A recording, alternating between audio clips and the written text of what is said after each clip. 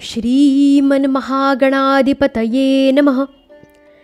सजयति सिन्दूरवदनो देवो यत्पादपङ्कजस्मरणं वासरमणिर्वत्तमसां राशीनाशयति विघ्नानां।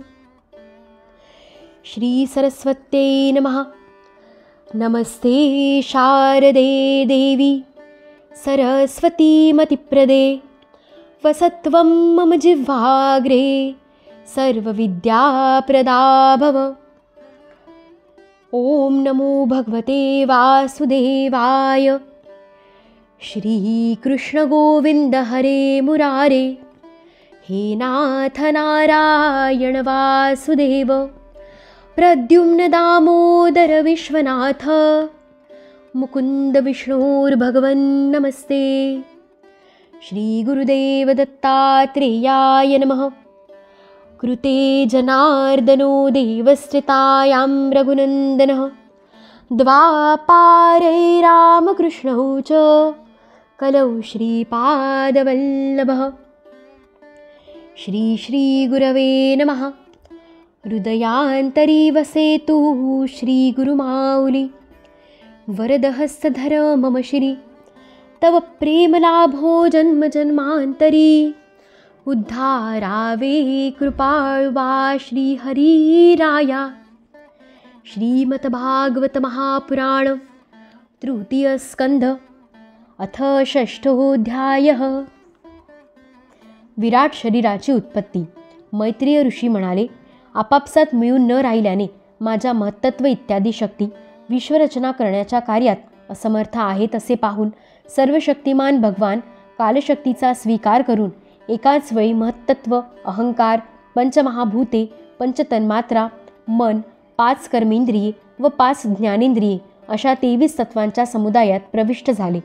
त्या समुदायात प्रविष्ट होऊन त्यांनी जीवांच्या निद्रिस्त असलेल्या संचित कर्माला जागृत केले आणि एकमेकांपासून वेगळ्या असणाऱ्या त्या तत्वसमूह घटकांना आपल्या क्रियाशक्तीच्या द्वारे आपापसात मिसळून टाकले।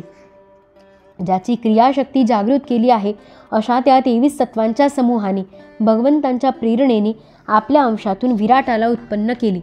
जेव्हा भगवंतांनी अंशरूपाने आपल्या त्या शरीरात प्रवेश केला तेव्हा विश्वरचना करणारा तो महत्त्वादिकांचा समुदाय एक दुसऱ्यात मिसळून जाऊन विराट रूपाने परिणाम पावला। त्यामध्येच हे चराचर राहिले आहे। पाण्यामध्ये जे अंड्यांच्या रूपात आश्रयस्थान होते तेथे सर्व जीवांना आपल्यात घेऊन तो सुवर्णमयी विराट पुरुष 1000 दिव्य वर्षांपर्यंत राहिला। तो विश्वरचना करणाऱ्या तत्वांचे कार्य असणारा विराट ज्ञान, क्रिया आणि आत्मशक्तीने संपन्न होऊन या शक्तींपासून त्याने स्वतःचे क्रमशः एक हृदयरूप, 10 प्राणरूप आणि त्रिविध आध्यात्मिक, आदिदैविक आणि आदिभौतिक रूप असे विभाग केले। हा विराट पुरुषच प्रथम जीव असल्याकारणाने सर्व जीवांचा आत्मा, जीवरूप असल्याने परमात्म्याचा अंश आणि प्रथमच उत्पन्न झाला असल्याने भगवंतांचा आद्य अवतार आहे। हा संपूर्ण भूत समुदाय, चराचर सृष्टी याच्यातच प्रकाशित होतो। हा विराट अध्यात्म, अधिभूत आणि अधिदैव रूपाने 3 प्रकारचा, प्राणरूपाने 10 प्रकारचा आणि हृदयरूपाने 1 प्रकारचा आहे। विश्वाची रचना करणाऱ्या महत्त्वादिकांचे अधिपती असणाऱ्या श्री भगवंतांनी त्यांच्या प्रार्थनेचे स्मरण करून त्यांच्या वृत्ती जागविण्यासाठी आपल्या चेतनरूप तेजाने त्या विराट पुरुषाला प्रकाशित केले, त्याला जागविले। तो जागृत होताच देवतांच्यासाठी किती ठिकाणे उत्पन्न झाली हे मी सांगतो, ऐका। विराट पुरुषाचे प्रथम मुख प्रकट झाले, त्यामध्ये लोकपाल अग्नी वाक इंद्रियांसह प्रकट झाला, त्यामुळेच हा जीव बोलतो। नंतर विराट पुरुषाची टाळ उत्पन्न झाली, तीत लोकपाल वरून आपला अंश रसनेंद्रियांसह राहिला, त्यामुळे जीव रस ग्रहण करतो। यानंतर त्या विराट पुरुषाला 2 नागपुड्या उत्पन्न झाल्या, त्यात दोन्ही अश्विनी कुमार आपला अंश घ्राणेंद्रियांसहित प्रविष्ट झाले, यामुळे जीव वास ग्रहण करतो। अशा प्रकारे जेव्हा विराट पुरुषाच्या शरीरात डोळे प्रगट झाले तेव्हा लोकपाल सूर्याने आपला अंश नेत्रेंद्रियांसह त्यात प्रवेश केला। त्या नेत्रेंद्रियांमुळे पुरुषाला विविध रूपांचे ज्ञान होते। यानंतर त्या विराट पुरुषाला त्वचा उत्पन्न झाली, त्या त्वचेत वायू आपला अंश त्वग्विंद्रियांसहित राहिला। त्याच त्वग्विंद्रियांमुळे याच त्वगिंद्रियांमुळे जीवाला स्पर्शाचा अनुभव येतो. जेव्हा या कानाची छिद्रे उत्पन्न झाली तेव्हा त्यात दिशांनी आपले अंश असलेले श्रवणेंद्रिय यांसह प्रवेश केला. यामुळेच जीवाला शब्दाचे ज्ञान होते. मग विराट पुरुषाच्या शरीरात त्वचा उत्पन्न झाली. त्यामध्ये निरनिराळ्या औषधी आपला अंश असलेल्या रोमांसहित राहिल्या. या रोमांतूनच जीव खाजवण्याचा अनुभव घेतो. आता त्याला लिंग उत्पन्न झाले. आपल्या या आश्रयात प्रजापतीने आपला अंश वीर्य यासह प्रवेश केला. त्यामुळे जीव आनंदाचा अनुभव घेतो. यानंतर विराट पुरुषाचे गुदद्वार निर्माण झाले.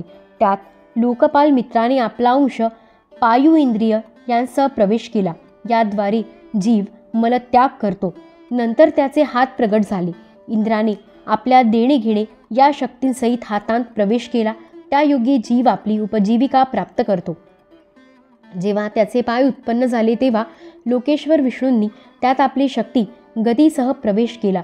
या शक्तीमुळे जीव आपापल्या पाहिजे त्या ठिकाणी जाऊ शकतो. आता याची बुद्धी उत्पन्न झाली. तीत वाणीचा स्वामी ब्रह्मदेवाने आपलाच अंश असलेली बुद्धिशक्ती हिच्यासह प्रवेश केला. या बुद्धिशक्तीमुळे जीव जाणण्याजोगे विषय जाणतो. नंतर हृदय प्रगट झाले. चंद्राने आपला अंश मनासह त्यात प्रवेश केला. या मनामुळे संकल्प विकल्प हे विकार निर्माण होतात. त्यानंतर विराट पुरुषात अहंकार उत्पन्न झाला.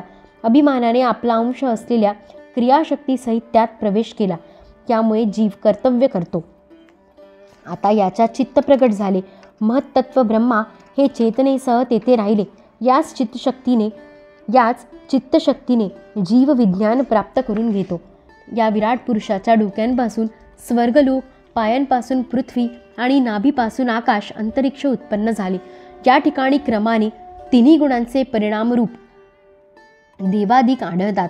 यामध्ये सत्वगुणांच्या आधिक्यामुळे देव, स्वर्गलोकात रजोगुणाच्या प्राधान्यामुळे मनुष्य व त्यांना उपयोगी पडणारे गायी इत्यादी जीव पृथ्वीवर आणि तमोगुणी स्वभावाचे असणारे रुद्राचे पार्षद, भूत, प्रेत इत्यादी दोन्हींच्यामध्ये भगवंतांचे नाभिस्थान असलेल्या अंतरिक्ष लोकात राहतात. विदुरा, भगवंतांच्या मुखापासून वेद आणि ब्राह्मण प्रगट झाले. मुखापासून प्रगट झाल्यामुळे ब्राह्मण सर्व वर्णात श्रेष्ठ आणि सर्वांचे गुरु आहेत. त्यांच्या बाहूंपासून क्षत्रिय वृत्ती आणि त्या वृत्तीचा अंगीकार करणारा क्षत्रिय वर्ण उत्पन्न झाला. हा वर्ण विराट भगवंतांचा अंश असल्यामुळे सर्व वर्णांचे चोर इत्यादींच्या उपद्रवांपासून संरक्षण करतो. त्या भगवंतांच्या 2 मांड्यांपासून सर्व लोकांचा निर्वाह करणारे शेती इत्यादी व्यवसाय आणि तिच्यापासून वैश्यवर्णाचा प्रादुर्भाव झाला. आपल्या वृत्तीनुसार हा वर्ण सर्व जीवांची उपजीविका चालवितो. यानंतर सर्व धर्म व्यवस्थित चालण्यासाठी भगवंतांच्या चरणापासून सेवावृत्ती प्रगट झाली आणि तीपासून प्रथम ती वृत्ती धारण करणारा शूद्रवर्ण प्रकट झाला. या सेवावृत्तीनेच श्रीहरी प्रसन्न होतात. हे 4 वर्ण आपापल्या वृत्तींसहित ज्यांच्यापासून उत्पन्न झाले त्या आपल्या गुरु श्रीहरींचे आपापल्या धर्माने चित्तशुद्धीसाठी श्रद्धापूर्वक पूजन करतात. विदुरा, हा विराट पुरुष काल, कर्म आणि स्वभाव शक्तीने युक्त असलेल्या भगवंतांच्या योगमायेच्या प्रभावाला प्रगट करणारा आहे. याच्या स्वरूपाचे संपूर्ण वर्णन करण्याचे साहस कोण करू शकेल? तरीही हे विदुरा, अन्य व्यावहारिक बोलल्याने अपवित्र झालेली माझी वाणी पवित्र करण्यासाठी मी गुरुमुखातून जसे ऐकले आहे त्याप्रमाणे आणि माझ्या बुद्धीप्रमाणे श्रीहरींचे सुयश वर्णन करतो. महापुरुषांचे असे मत आहे की पुण्यश्लोक शिरोमणी श्रीहरींच्या गुणांचे वर्णन करणे हा मनुष्याला त्याच्या वाणीचा आणि विद्वानांच्या मुखातून भगवत कथामृताचे पान करणे हाच त्याच्या कानांचा सर्वात मोठा लाभ आहे. विदुरा, आम्हीच काय पण आदिकवी ब्रह्मदेवांनी तरी 1000 दिव्य वर्षांपर्यंत आपल्या योग साधनेने परिपक्व झालेल्या बुद्धीने भगवंतांचा अपार महिमा जाणला का? म्हणजेच भगवंतांची माया मायावी लोकांनाही मोहित करणारी आहे. भगवंतांनाही त्यांच्या मायेचा थांगपत्ता लागला नाही तर अन्य कोणाला तिथे काय पाड लागणार? वाणी आणि मन जेथपर्यंत जाऊन माघारी फिरतात तसेच अहंकाराचा अभिमानी रुद्र आणि इतर इंद्रियाधिष्ठ्याता देवतांना सुद्धा ज्यांचा पार लागणे शक्य नाही त्या श्री भगवानांना माझा नमस्कार असो. अध्याय 6 समाप्त. इति श्रीमद्भागवते महापुराणे पारमहंस्या संहिताया तृतीय स्कंधे षष्ठोऽध्यायः। यदक्षरपदभ्रष्टं मात्राहीनं तु यद्भवेत् तत्सर्वं क्षम्यतां देव नारायण नमोऽस्तु ते। मन्त्रहीनं क्रियाहीनं भक्तिहीनं सुरेश्वर यत्कृतं तु मया कर्म परिपूर्णं तदस्तु मे। भवे भवे यथा भक्तिः पादयोस्तव जायते तथा कुरुष्व देवेश नाथस्त्वं नो यतः प्रभो। नाम संकीर्तनं यस्य सर्वपापप्रणाशनं प्रणामो दुःखशमनस्तं नमामि हरिं परम्। श्रीकृष्णार्पणमस्तु। दुरीतु जहूनी राहिले सांगमिका फुका जीवनी जाहल्या कैकचुका। आता चरणी तुझ्याच अर्पण ही काया क्षमा कर श्री सद्गुरुराया। ऋषिकेश मे वाग्मना काय जातं हरे ज्ञानतो विश्वसाक्षिन् क्षमस्वापराधं